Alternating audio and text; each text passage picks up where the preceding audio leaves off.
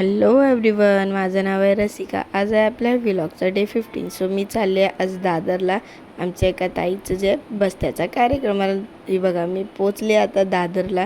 दादर म्हटलं ती तुम्हाला तर माहीतच आहे, हिंदमाताशिवाय दुसरं कुठे आहेच नाही. हे बघा, पहिल्यांदा मला भेटलेली आहे माझी ताई, म्हणजे मोठी बहीण, मम्मी आणि दुसरी एक ताई अजून एक भेटलेली आहे. सो आता त्याच्यानंतर आम्ही बघा नवरीबाई आणि आम्ही सगळे असे रांगेत बसलो. आता हे लोक कुठली साडी दाखवत आहेत ते बघूयात. कुठली साडी घेऊ ही तीच आता कन्फ्यूज आहे. एवढ्या साड्या दाखवल्यानंतर सर्वच असे कन्फ्यूज होतातच. ही फायनली तिने साडी सिलेक्ट केलेली आहे. आता बघूयात ही कशी दिसते तिच्यावरती.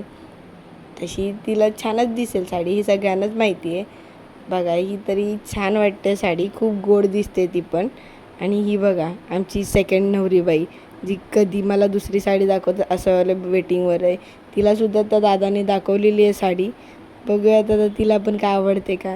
तिच्यासाठी नाही हो, असंच आपला जोक म्हटला, कारण की तिलाच आवड होती मला पण साडी बघायची म्हणून. हे बघा, आवडली तिला साडी. हिने आता काय, ही फायनल तिच्यासाठी नाही आहे, दुसऱ्यासाठीच घ्यायची आहे.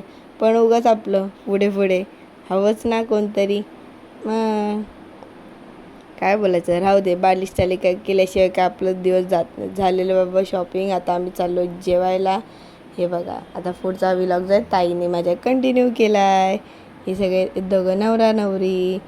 जिजू काय बघत नाही, ते जरा बिझी आहेत आहे ना. काय करणार, लग्नाचे सीझन आहे त्यांचाच, बिझी तर असणारच ना ते. हे बघा, हे सगळे आता आम्ही कोण कोण इथे जेवायला आलो आहेत.